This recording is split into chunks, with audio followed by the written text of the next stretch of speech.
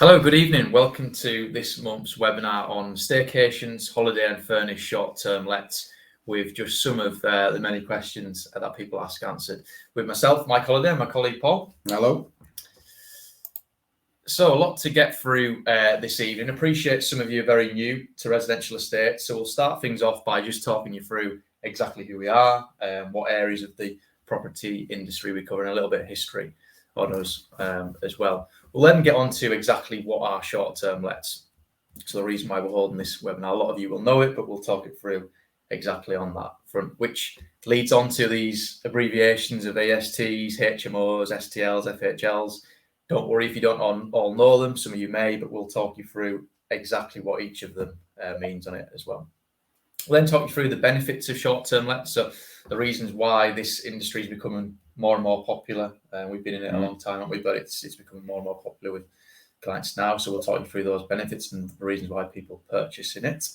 And then just some of the popular FAQs that we get that come up. You might have questions as well on it. Feel free to ask us during the evening as well. And then we'll show you some real life results. So exactly how some of the properties that we manage and other third parties have managed, how have they performed this year? Some actual results on it as well. And then we have an interview, a client of yours, Paul, who's just going to talk you through exactly the reasons why she purchased and how she's found it as well. So that's and we realise that obviously some people who are listening now will be landlords themselves already. Some will be new to this or maybe looking for the first one. We are going to try and keep it as simple as possible, but obviously we're here later for questions now, or any information we give can be sent over later. That's not a problem. We're just trying to cover the basics now in the sort of purest way that we can. Yeah, and as I say, we like to keep it as interactive as possible, don't we, the webinar. So as I say, feel free to ask any questions that you've got throughout. You can pop up on the right-hand side. You'll see the chat section there. Feel free to put any questions that you've got on it as well. Good evening, Richard. Thanks for popping up. So let's kick things off by talking through a little bit about us. Residential estates. We're based in Chester. We've been going for about 30 years now. We started off as a traditional high street estate agent, doing standard residential sales and lettings. And then about 12 years ago, we made a big move into serviced accommodation, or what's now sort of known as short-term lets. We were before the likes of Airbnb, weren't we, even at that point as well. And then about 8 years ago, 7 or 8, 7 or 8 years ago, we started selling investment property, which is the department me and Paul are in. And we've sort of put the two together, haven't we? Particularly the last 2 or 3 years. It's everything that we know what we're doing. We know all aspects of all sorts of property management and property sales. And basically, we try to take the best bits of everything and put them together in what we're doing now. Yeah, which holds us accountable, which we'll touch on as well. So we're there through the full life cycle. We've got all these different departments you can see on the left of your screen, as well as the resale side, which isn't on there. So we resell our investment property as well. So going on to the next figure, 47% repeat and referral business. That means that either nearly half of the people who buy again have bought us before or been referred by someone, which we're very proud of. I think it's the biggest testament you can have. And that is because we literally do, if that's what you want, hold our hands all the way through the journey. And that doesn't stop when someone buys a property, it goes on. We can manage the property, we can resell the property, we can do everything.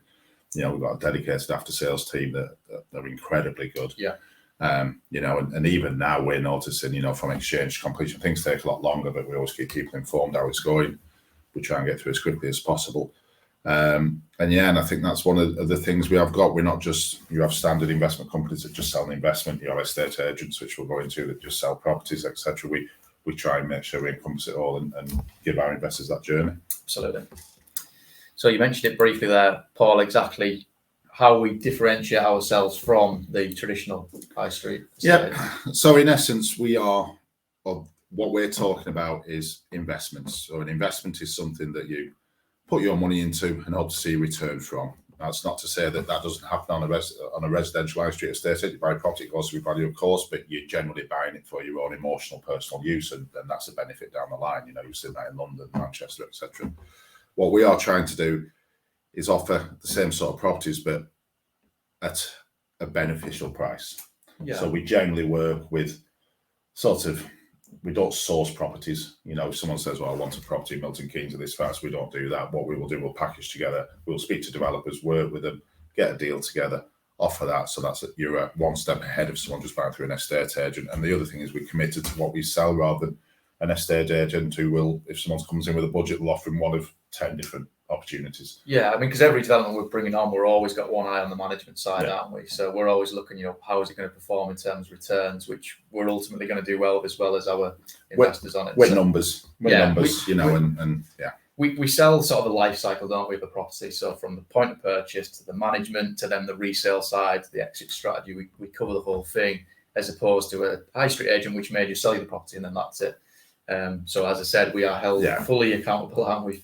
For most of our clients, it's an unemotional purchase that is there to secure their future, look after their family, give them a pension, and the emotional purchase might well be done through a residential estate where they want something they want to live in for the rest of their lives. Absolutely. So that's just a little snippet on us. Feel free to visit our website. Jason's put on the right there. You can download our brochure as well on the company as whole. It shows our history and all the people involved with it as well. So getting into what exactly is a short-term furnished holiday let. Well, I mean, furnished holiday let falls under the short-term bracket, doesn't it? And a lot of you'll know what short-term let is. It's having a property that you let out on a short-term basis, so a nightly basis, as opposed to a longer-term rental, your typical 6 months, 12 months, where you have one tenant in there, your traditional buy-to-let route. With short-term, you can let it out on one night if you want. It's normally minimum 2 night stays. That's how we do it in a lot of the management companies. But it gives you so much flexibility, doesn't it? So that's the short-term let umbrella. Underneath that, you have furnished holiday lets, which has become even more popular with COVID this last year, with a lot of people holidaying in the UK. Staycations, you'll have heard that buzzword as well. It's always been there, but it's even more popular now, isn't it?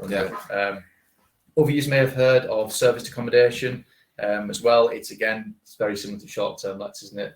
Slightly different. I mean, we stopped calling it service accommodation a few years ago. Service accommodation, by definition, is hotel style, which is just a room that's there to offer you.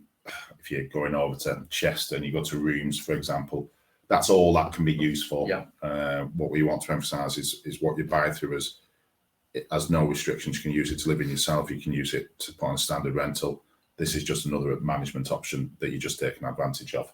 So again, on service accommodation, you can buy them, of course you can, but the cash purchase is seen as a commercial sale, whereas these are standard properties. It's just a variation of how you get an income from them. Absolutely. And in terms of your routes with short-term lets, there's 2 obvious routes. You've got the leisure stays, which again have been affected a little bit the last year for obvious reasons. Tourism, leisure with that. And then you also got the corporate side as well, which not everyone sees.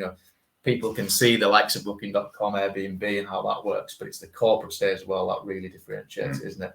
So your relocation companies that may come to us as a management company and say, look, we've got a guy who needs a 2-month stay who's working for a company in the area, the contractor, can you put him up? And it's that type of thing. There are lots of different areas even on we call it still corporate side, but let's call it business side. People are chains where they've had to leave a house and waiting for someone else to complete, insurance, key workers, quarantines, which we'll cover later, etc.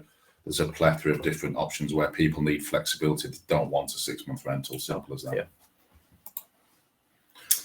A lot of letters there, Paul. So, I mean, most of you may know what these are. AST, a short-hold tenancy, HMO, house multiple occupancy, and in between you've got standard short-term let and furnished holiday let.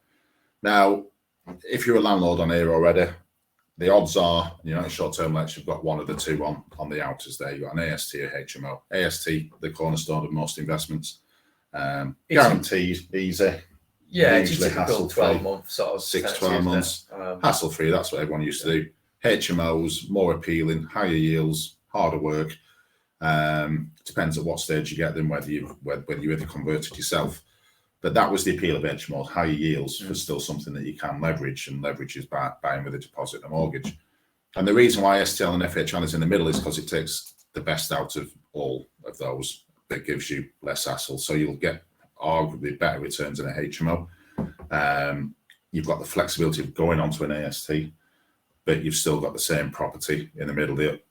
So with an HMO, the easiest thing to get the high yield, usually you've got to convert a property, which costs money. And then obviously, if for any reason that fails, you've got to reconvert it with a short-term let, a furnished holiday, like a furniture pack. That's the only difference.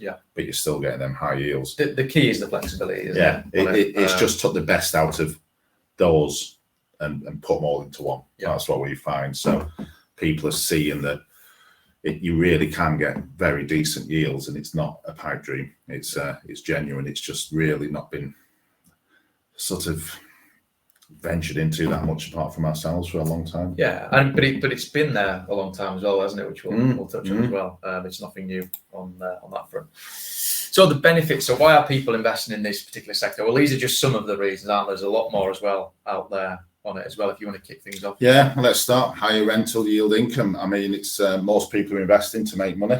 To get higher yields in the past, what you've generally had to do is wait for rents to increase, and it's against your original purchase price, etc. You look in London now, a yield 20 years ago, you probably got 10%. Now it would be 2% if you bought now, but you've had to wait for it. But the simple way I'd put this back on the people who are listening: if you've got a property now and it could be used as a holiday let or a short-term let, and you've got an AST and getting 5% yields, 6% yields, would you rather have 10 or 12 for the same property? Same appreciation, same everything else. It's as simple as that. And that's normally the reason. It's normally double your income, isn't it, from a short-term let? And you'll see it when we come on to the results. Yeah. It's about that. So yeah, it's the obvious one. It's probably to a lot of people watching the most important factor as well with it. And with this, you get an exit strategy as well. So let's say that if we have another time, and we'll cover this a little bit more with things like COVID and things happen, your backup is an AST. Yeah. Your backup is your original first plan. So that's the thing. It's just literally giving you an option to get a few years ahead of your target with higher rental yields. Leads on to my bullet point, rental flexibility. So yeah, like Paul says, you have that flexibility to do whatever you wish with it. If, let's say, short-term lets did take a bit of a dive in the next few years, we don't see it happening, but if it did, you can just switch back to a normal AST. You can also put owner occupiers in there as well. There's huge flexibility with it. Or of course, you can use it yourself. You get people like that who originally have it as an investment, but then use it yourself on it. So when they want to downsize later on, etc. Absolutely. I think one of the main things that people think about with this is all right, okay, you get a lot of turnover, people going in, what's going to happen to my property? Well, you get that with any property. You get that with a standard rental. It's it's the dread of anyone after 6 months you go in and it's been trashed, or a HMO, you get a group of 5 people in who trash it, etc. Now that's not always the case. It's actually the opposite with these, because every single person that stops pays a security deposit, so you're covered for any cost any damages. But more importantly, every week it's getting checked on and maintained. Even if it's a long-term booking, isn't it? Even if it's long-term booking, every week it's going on. So if anything is damaged, they pay for it. If it's not, then it's getting cleaned and it's getting kept well. So you are always up to date with where your property is.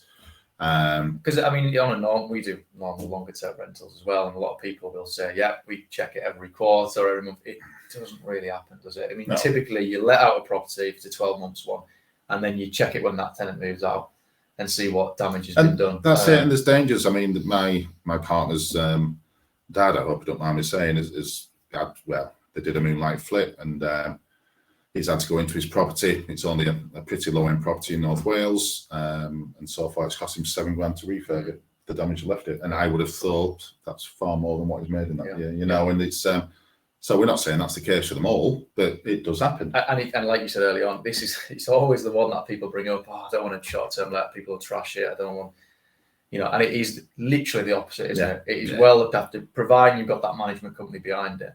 You've still got a showroom apartment or house or whatever it may be in a couple of years. Which helps with the resale side, which you should always have on your mind, how well it's going to resell. If it's looked after, it'll massively help it. Taxation benefits, a huge reason why a lot of people have got into it. There's been a lot of taxation rules that have come in the last few years, which has put a lot of people off property on standard buy-to-lets. But with short-term lets, I think the best way to describe it, it's treated as a business entity in a way. So by that, I mean, you can offset a lot of your costs. So your furniture costs, your management fees, utilities, interest on your mortgage, offset all that against your income tax, which is a huge benefit of it. And the capital gains as well. And on the right there, you'll see there's a guide that you can download if you wish, which goes into more details. We aren't tax experts. No, we're not. I mean, we know when we've spoken with so many experts now, we know a lot about it. But as Paul said, we're not experts. We can't advise on it. We can give you the key headline things. But we've got some great contacts that we can put you in touch with, or have a look yourself online and speak to accountants, because they'll all sing its praises on it. It's why a lot of people get into it. And then we come to sort of flexibility. No one's going to lie that in March last year, when we saw that bookings were going down, contracts were getting cancelled, etc., we were worried about how this sector was going to survive, and it proved its worth. So first of all, I was in that department at the time as well. We went out to every landlord. We could see the bookings were dropping off, etc. Went out to every landlord and said, right, here's your flexibility. Do you want us to get a standard tenancy in, or do you want to stick on the short-term model? We can't guarantee the results. We don't know what they're going to be. We don't think they're going to be great. About 70% went on ASTs. Yeah. And the great thing is they get rented out straight away because they're in good condition, they're in good locations, and they're fully furnished. So you got that. 30% stuck on it. Now, as it turns out, COVID really did show how adaptable these are. Key workers, quarantine, etc. People just wanting to be in self-contained. They did very well, and that was good for us because we really didn't know. We weren't ready for that test. We weren't sure, weren't we? When we put that choice to the landlords, we generally didn't, because people were asking us, "What do you think?" And at the time, we weren't sure. Were we? Now we'd be much more different. We would be full of confidence when we got into it. But it was the people who stuck with that short-term let route who did. And I think that's the biggest test it could have had. There couldn't have been anything worse in theory for it, but it did very, very well. So, but the upshot is it's meant to be more popular. People have got nervous. There's a lot of nervous people out there. So hotels, B&Bs, where there's large footfalls, people aren't particularly comfortable with it. So they want to be in self-contained apartments where they can do their own cooking, look after their own duties, stay with the people that they know in their bubbles, etc. And it's just proved to be very popular. And that's why you'll see on later slides where occupancy figures have just shot up. And it leads on to the proven track record. As we said before, it's been around a long time, hasn't it? Service apartments and short-term let apartments, and it's done really well. It's done even better these last couple of years of it. So it's got that track record behind it. But also when you're looking at properties, I mean, we sell a lot off-plan, don't we, where you have to have a bit of imagination, look at forecasts. But we also sell some completed stuff where you can actually look at previous history. You might not get the property growth that you get with off-plan, but there's benefits that way. So absolutely. If anyone's got any other questions as well, feel free to ask, as I say, on the chat section as we go along. So the FAQ. So these again, just some of the ones that pop up with us. There's a lot more, isn't there? But these are the main ones that come up. One of the scary things that people find is there's a term called variable costs. Now, variable means up and down, I guess, doesn't it? So when there's any standard management on a standard property, you are going to have a standard management charge, so call it 10% plus VAT, and you know what you're getting. But there's a lot more work that goes into running a short-term let from the management team. So costs are going to be higher, generally about 40% of gross, which I know sounds scary, but you'll see later the plus sides of that as well. And at the end of the day, the more you're paying a variable cost, the more you're making. But variable cost is a cost that we can't really predict because it relies totally on it being booked. The cost doesn't exist if it's not being booked. So there's booking commissions generally if it's not direct. If it's not booked, there's no booking comp. If it's not managed, we don't charge a management throughout the year, just one set. It's only on that particular booking. So we try and base it on average, and there's a lot more to it than what we can go into tonight because it sounds confusing, but it's really not. But you have got your standards that you're always going to have, little TV license stuff, service charges, ground rent, whatever they may be. But we will try and be accurate. We roughly know now after, the tens and tens, hundreds of properties that we've managed, we roughly know what those sorts of costs are. So we'll try and gauge them. We'll explain them if you do come through to us. And as we said, they typically come to about 40%, don't they, of a booking. Of the gross, Of the gross on it as well. But as I mentioned before, variable costs, these are the things I mentioned you can offset against your income tax as well. It's the big and if you feel like you want to manage it yourself, then by all means, if you've got the time to do it, then you're going to cut a lot of those costs out, and then you're making some serious money, But we've had clients, haven't we, that have done that. We saw the development in Chester, 21 apartments, I think, wasn't there at all? The majority we managed, but there was a gentleman who had 3 apartments in there, in Chester, retired, so was ready to do it himself. He gets involved with the cleans, everything like that. So he cuts out all those management fees, which is fine. He's actually bought another one, hasn't he, in that same building. So he's done really well. So, but that is his job. It is, yeah. It is a full-time commitment. So if you've got the time and you want to do it, there's no problem with it. You will make more money potentially, although you haven't got some of the routes that we've got. But certainly the stuff that we sell and offer to investors, they are towards the overseas investor. They're completely hands-off, aren't they? But it appeals to a UK. Oh, massively. Because time's huge. We have more home buyers than we do, overseas, and I think it's because a lot of people are in work, or they got family life, or they don't want the hassle. They want to buy in an area that maybe they see more potential, but they don't live near, so they need that hands off. You know, you don't want someone not be able to get in the house at 11 o'clock and you're 300 miles away. You know, so it does appeal to that. And ultimately down the line, if once you do have more time, then you can do it. You know, that's not a problem. Absolutely. So who is responsible for repairs? Well, from your point of view as the landlord, it's the management company that is responsible for the repairs. But behind that is the people who are staying there. So like when you book a hotel, you put down a deposit. It's exactly the same with this, whether it's a leisure booking or corporate. You know, any damage then comes off that deposit to cover the cost of repairs.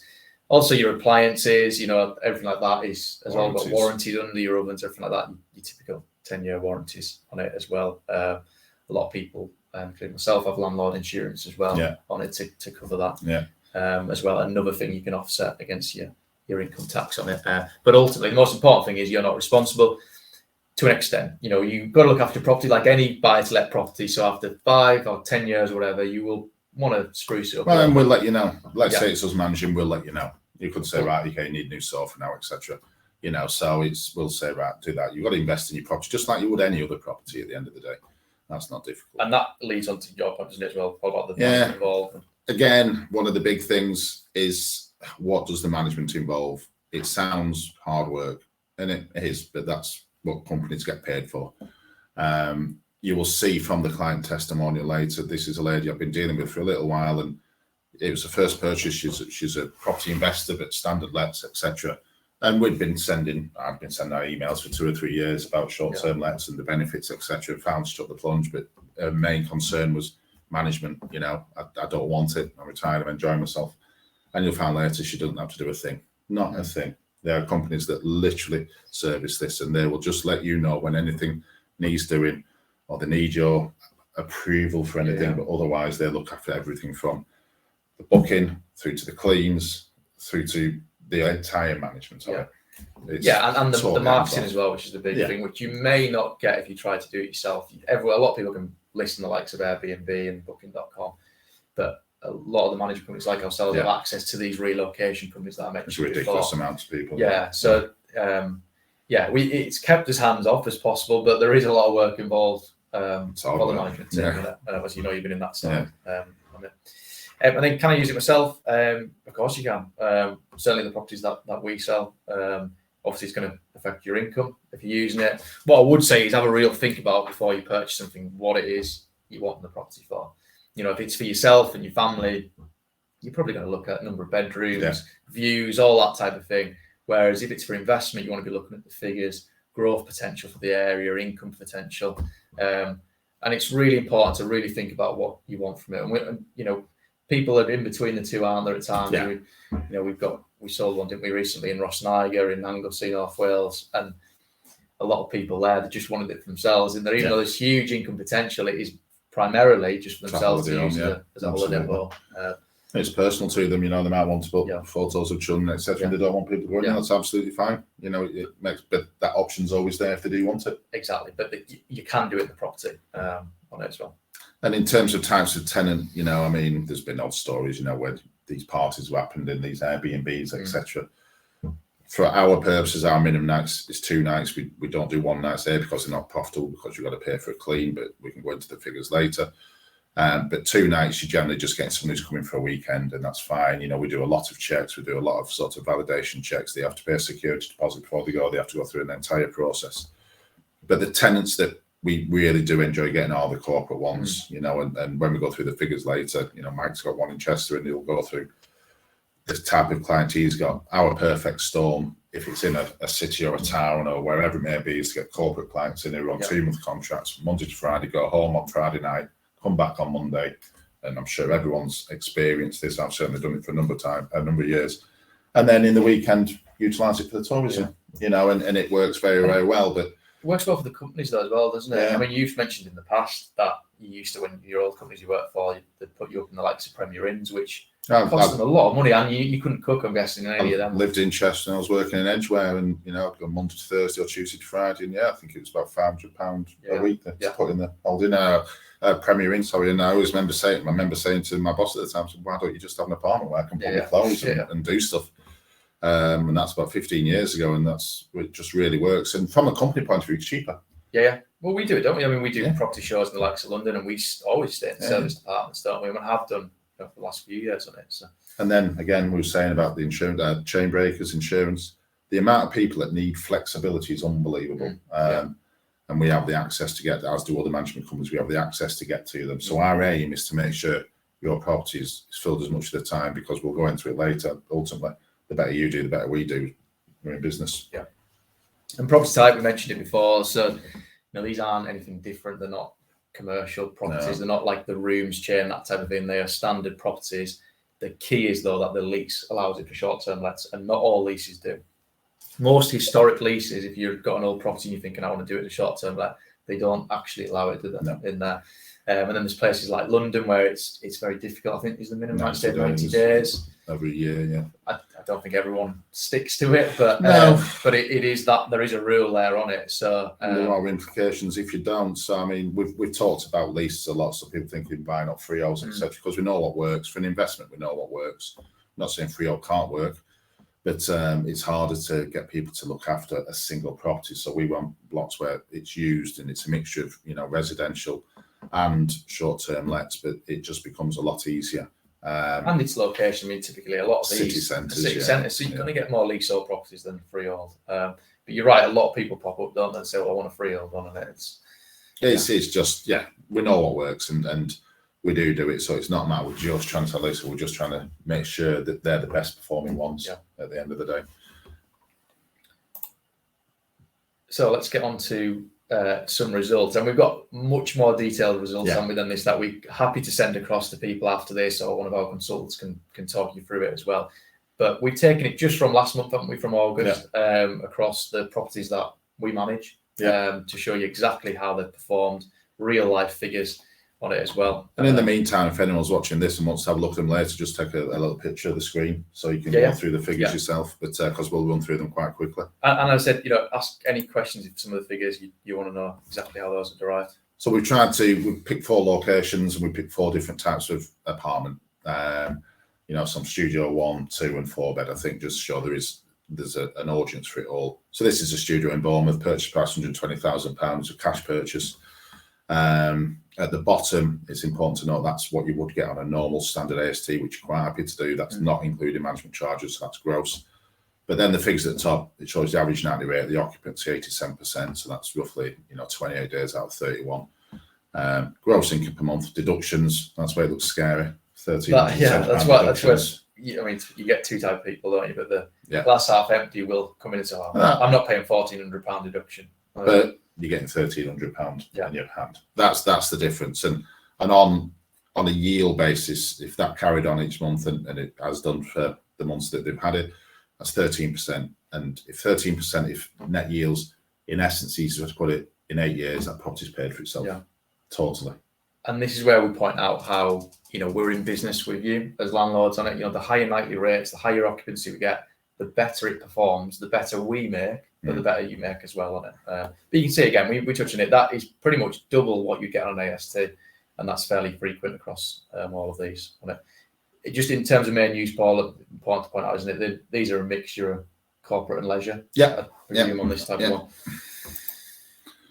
Chester, I was going to run through these. I'll leave this one to you, Matt, because you know this property pretty well. Yeah, so being completely open book. So this is my property, my buy-to-let that I've got in Chester, which has done really well. So this is open to corporate and leisure. I think you mentioned it before. The ideal is sort of your Monday to Friday and then your weekend leisure stays. At the moment, I've got a corporate booking in there, a guy who works for Nestle, who's booked it out for till the rest of the year. Who's paying £100 a night, which I'm more than happy with. It's producing me, as you can see, a 10% yield based on the property price. So, and I know most of them deductions there, I can offset it against my income tax as well on it. So 100%. Just want to cover, I just noticed a quick question from Bhavesh.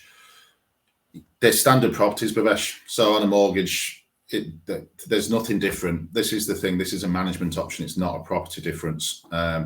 Now, if you go on a furnished holiday let and it's just going to be restricted to furnished holiday lets, and you get a furnished holiday let mortgage, and that might be 0.5% more. But there aren't any issues with the properties themselves as a rule. And then you put, I think we've answered the question now, apartments more suited for this strategy. Are you restricted by a lease that allows operate? Yes and yes. Simple as that, you know. So when we source a development, and you know that's my full-time job, and Mike's, you know, helps out. We have to helps out. We have to. Can't think of a better way to put it. We have to make sure when we speak with the freeholder that they are open to doing that. Because if you try and run it on something that doesn't allow it, you could get yourself in a world of trouble. Yeah. So everything we do, so that's why a lot of them are new apartments or off plan, because we've got to work from the start. We can't go back in history and change a lease. You know, so someone may have an apartment now in the most perfect location, but they won't be able to do it that way. Now, don't get me wrong, like I say, I'm sure some people do. Yeah. But you can get in a world of trouble for doing it. So we have to work from literally the foundations up on it. So when we say that something can be done on that, we know that every box has been ticked. And that's why it has to be priced on bricks and mortar, doesn't it? Yeah. So not priced on those yield figures. No. And do it that way. What is the bricks and mortar price on it? Funnily enough, the investor can price them on them when they want to resell, Yeah. and then it gets good. But we want to make sure that ultimately we're still an investment company. This is a management model that gives you an added bonus from an investment company. First and foremost, the investment is the most important thing to make sure that makes money down the line, and that is solid as it stands on its own. If this market went tomorrow, we want to make sure that you're still going to make money on your property and you've still got the options to do it. Yeah, absolutely. So this is Colwyn Bay. I don't know if a lot of people may not know it. I know it's in North Wales. I live 5 miles away from it. And this is an area where, I guess, to be fair, not everyone will want to go on holiday, but I can testify that thousands do. I was going to say, or didn't want to, but I'd say now it's definitely changed, especially with COVID. The North Wales and Mid Wales in general, and South Wales in general is just massively popular. I think wasn't it number one on Airbnb? The in demand last summer, when they have the little break. But one of the key things sometimes is not getting emotional about it and looking at something. These are serving a purpose. They are not something most of the time that you're going to live in. This is a 2-bedroom property. It's just a Victorian house converted into 4 flats, a 2-bedroom flat, but it gets a ridiculously good average nightly rate. It gets a good occupancy. And as you can see, if you look at them figures, I mean, you are nearly 3.5 times what you get on a rental. Yeah, and maybe just compare it against something like Manchester, for instance. I mean, what would you say? Nightly rates in Manchester, typically at the moment, I mean, it's recovering, isn't it? But it's probably around the £100 mark. It's less than that, and you'd probably pay for a 2-bed apartment 3 times that. Exactly. So sometimes it's not about it all being glory and shine. It's about its functionality of what it does and the demand that it has. Because again, in areas like this, there isn't a lot going on in terms of this market. And that's why some of them are unknown. And we'll come on to another one as well. We just launched one, haven't we, in Heswell on the Wirral, which not everyone would think of, is it? But there's so much behind it, the potential for short-term lets on it. So. Got to be open-minded, certainly with locations. You look at the net yield on that, and that is based on the purchase price. This was bought on a mortgage, but that's based on a cash price. So in 4 years, that's paid for itself. Looks like an ROI, isn't it, as opposed to a net yield. And someone will bite your hand off if you took that. The final one, we wanted to show something slightly different. This is in Cumbria. It's a development, really nice old private school that's been converted with some bungalows, lodges on the outside, some sort of attached things. But it's higher end. It's in a really nice part of Cumbria, on the Cumbria Yorkshire Dales. This is a 4-bed apartment, and at the start we were a bit worried about this because it's massive. Yeah, it's absolutely massive, but it's proved incredibly popular because they are so few and far between.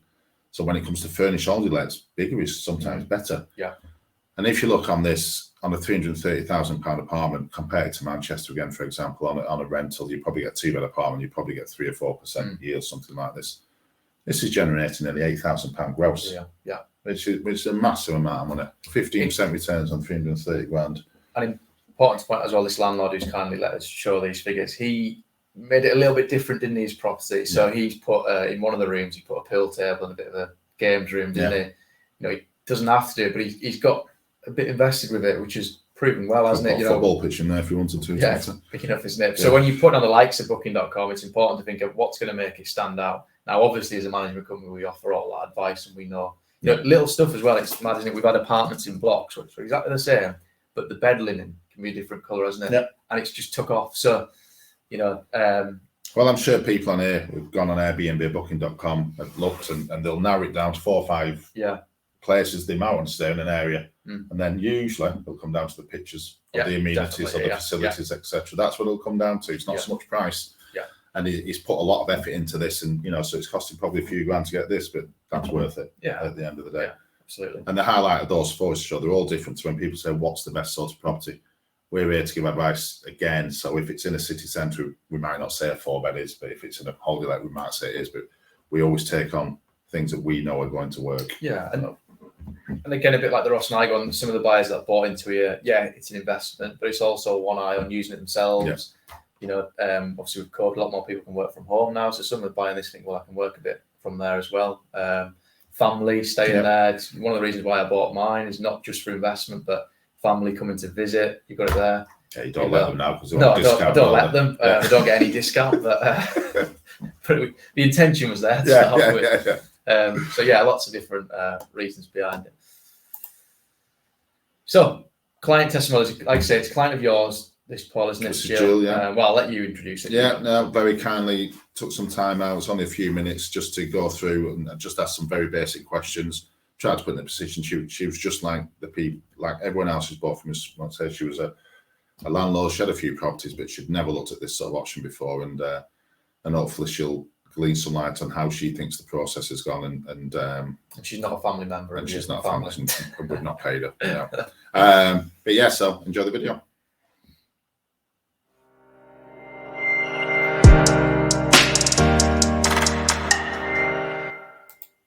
So hi, Jill.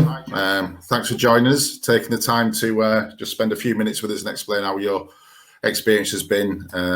You have invested with us. You invested in a property with us, I think 3 or 4 months ago now, wasn't it? Something like that. That's right. And basically, first question is can we ask you what you bought? I bought an apartment in Bournemouth in a property that used to be a big sort of Georgian townhouse mansion, and it was converted into 14 apartments, and I've bought a studio apartment. Cool, excellent. And that's in Bournemouth, as you said.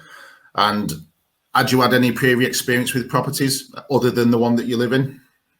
Yes, I've been a private landlord for 22 years. I've got other flats. Recently sold a property, 3-bed detached in Bungay. They've all been let out on a shared short hold tenancies though. I've never stepped outside the realm of a shared short hold tenancies before. And what attracted you to that? Well, residential estates emails, they're very tempting. Lots and lots of information, and really good down to earth, realistic, practical advice and real figures, projections. That one grabbed me. I was looking to buy. What I wanted to do was sell the property that I had, that I wanted to sell in Bungay, the 3-bed detached, and I wanted to pay off the small mortgage that I'd got on that. And I was greedy. I also wanted to buy something which would obviously be less money with a much higher yield, and so I could be mortgage free again and have better returns than I'd been getting. And I wanted this property that I bought to pay for itself, all the associated expenses and platform fees, everything. And I wanted something different as well. I wanted to start to diverse my portfolio a little bit, to get out of ASTs a little, not out of them, but to do something else. Well, that's it. I mean, something with ASTs, we've never said they're a bad thing, they're a good thing. They're the foundation of a lot of investments. But like I said, sometimes it's time to diversify. And just going back to what you just said then, I mean, obviously what we sent were projections. So projections are just that, we can only base it on what we know. But I think it's fair to say that I think the projections that were sent were pretty close to what's been achieved so far, isn't it?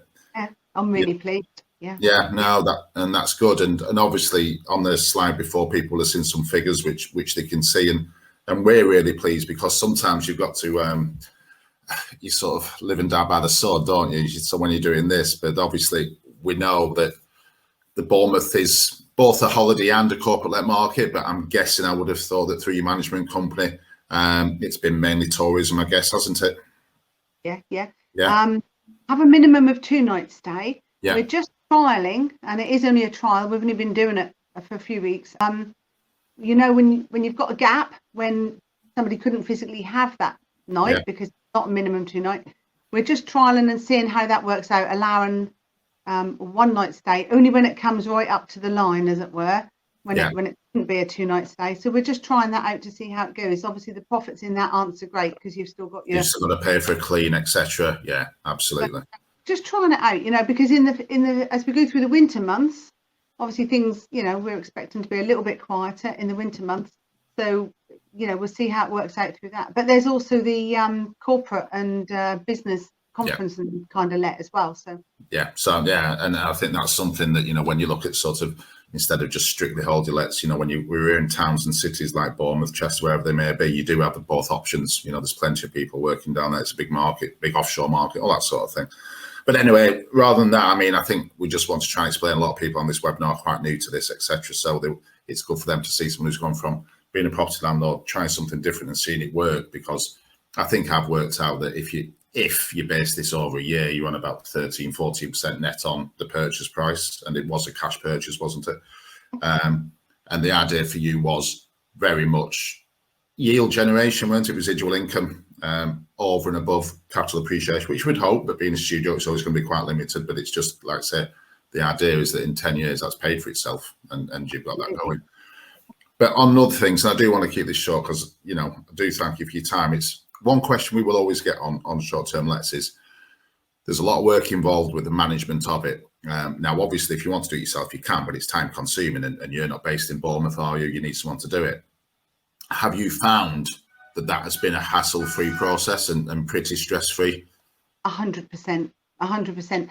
The management agent is literally at the end of a WhatsApp or a phone call or an email all the time. I haven't had to get in touch with him much at all, but on the occasions I have, he's either responded immediately or within 20 minutes. So in that, is it fair to say then, for even compared to your normal ASTs and your short-term lets, there's been no extra stress involved with it? None. And actually, I should add in, there's a slight element of excitement, because with your AST, you know exactly what you're getting. So it is your bread and butter. You know, you're safe. It's your safety net. If you need X amount out of your investment, unless you lose the tenant for some reason, you know that at the end of the month you're going to get X amount from your AST, which is good. It's your bread and butter. But with a short-term let, what I'm finding is I keep clicking onto the link. Maybe you're saying you're addicted to looking at your bookings. And it's like, oh, I've got another booking in, and you're adding up how many you've got that month and thinking, oh, wow, that's brilliant. So, I mean, yeah, it's outperforming the ASTs yield-wise by a long shot. And which is what we hope. And the weird thing is, even with an AST, like you say, I mean, there are no guarantees with ASTs. You know, you're not guaranteed that, and we're not knocking pain, but so if something's off market for 2 months or something like that, repairs, it's different. And one thing we've always pushed on short-term lets is that they kept well because they managed well, because they cleaned, etc. So you're never going to have any voids within that time period, or no significant voids anyway. You know, and you probably only need you'd need less than a 50% occupancy to out of an AST, I would have thought. Definitely.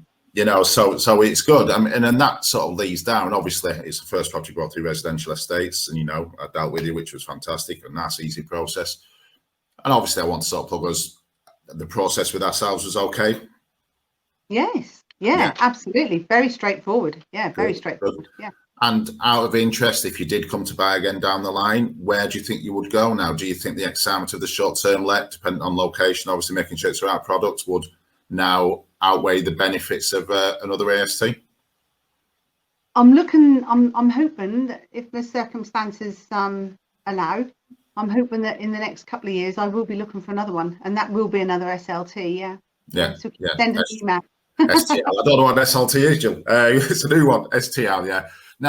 No, absolutely. It's something we're thriving, and like I say, we're not trying to recreate something, because the other good option is, and we want people to know this, is that flat that you've got, if for anything, God, if we went through COVID and no one could travel again, you've still got that option of an AST, haven't you? That's your backup option. So we're not trying to change the wheel. We're just trying to highlight that you get significantly better returns for exactly the same property than nothing else, and an easier management service. So so that's fantastic news. Really glad, and like I say, do want to keep this short. I don't want to waste too much of your time, but thanks for your business. Obviously, we'll be in touch soon, and thanks for your time on this. That's all right. Thanks. Nice talking to you, Paul. And you take care, Jill. Bye. Bye-bye. Bye.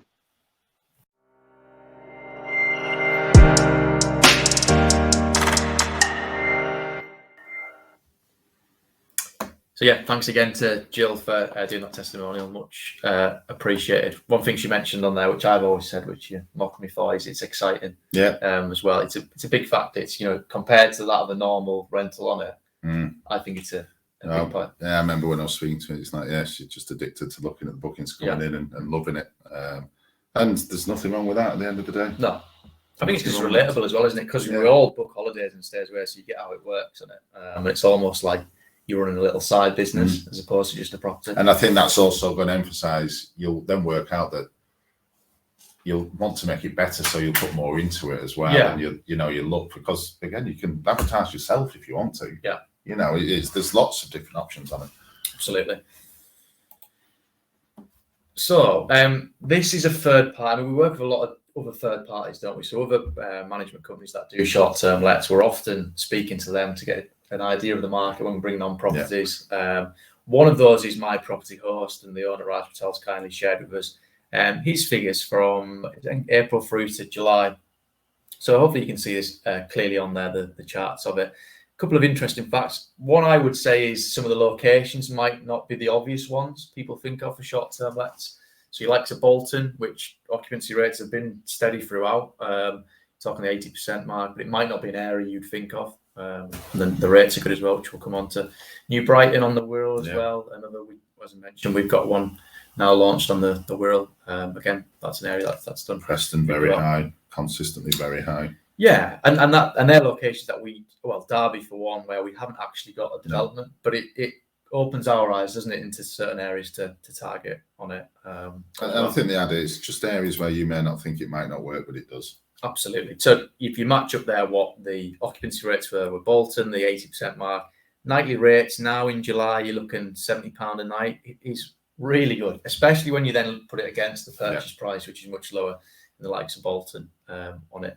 Place like Manchester, I think we touched on it before. There's areas that were hit quite hard. It was more the big city centres, the likes of Manchester. But that is recovering now. You can see there the nightly rates coming back up to where they should be. Based on that, property price in Bolton versus Manchester, which will be less than half, you know, you're looking at probably, at best 15% less on a nightly rate, but the occupancies were the same as well. So effectively, as an investment, that makes Bolton a better investment than Manchester. Yeah.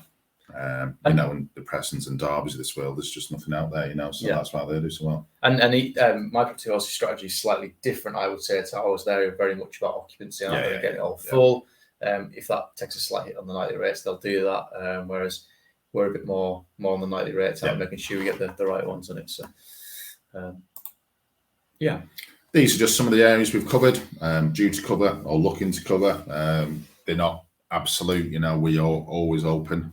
Again, it's the sourcing the property is actually the hard bit. You know, we'll do the numbers. I've got access to lots of analytics where I can see if they're going to work. You know, we can contact our relocation agencies and say, do you have demand for this? And we can compare it to other demand in the area, you know. So we actually really know the larger cities is not somewhere we're focusing on, because it's still property price versus nightly rate dependent, just like it is property price versus rent. You know, you wouldn't, if you get £600 rent, you'd rather do a £120,000 property than a £300,000 property. It's the same on this.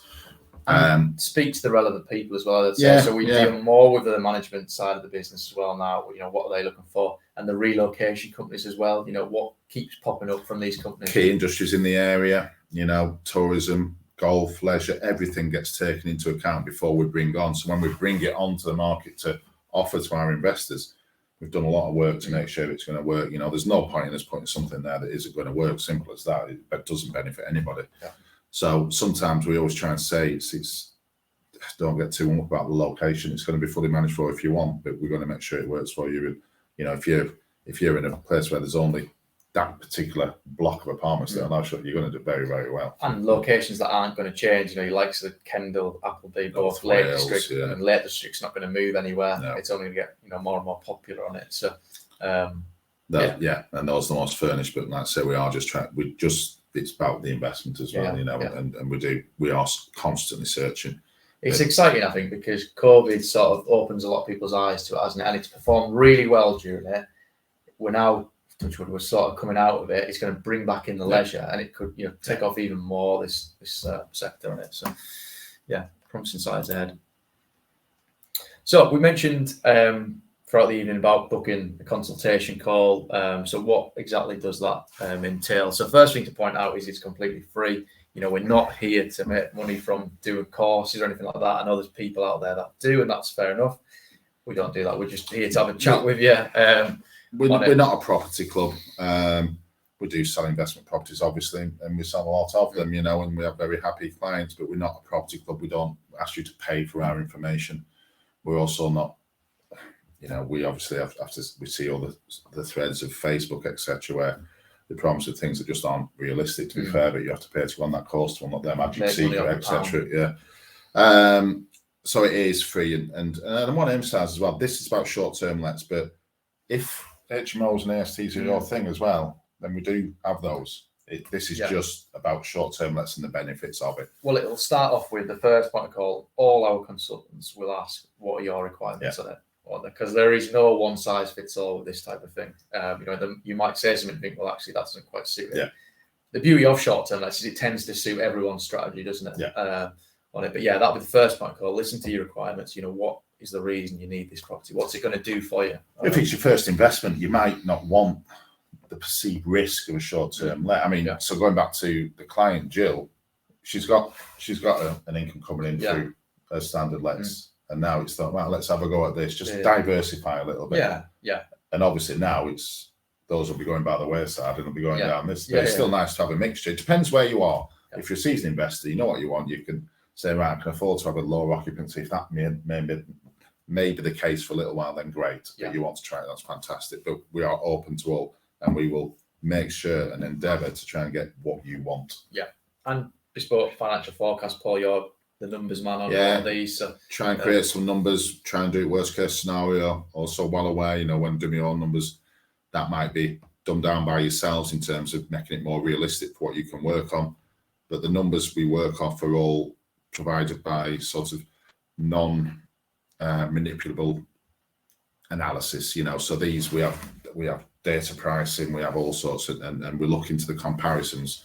And we'll put down, as you saw on the occupancy charts there, nearly everything was above 80%. We work on 75%, so it can be higher. It's performed above, hasn't it? So all the predicted forecasts we did when we sell these properties off plan this year have performed above, which is brilliant for us. It's why but it's much easier to get a phone call when someone's happy than when we've overpromised something, at the end of the day. It's, in Cumbria, I don't think we're going to get £300 a night, but we are, so that's great. So it's about sort of under-promising and over-delivering. That's the idea. Absolutely, and resources as well. So, I mean, for every project, we have development brochures, location brochures, financials, floor plans, everything on it. It's grown over the years, hasn't it? There's always something new that we may have missed, and then the next launch has it on there. So, and all that's free as well. And then at the end, every person's different. So if you come through to us, you might, like I say, you might have your own accountant, tax advisor, solicitor. That's fine, no problem.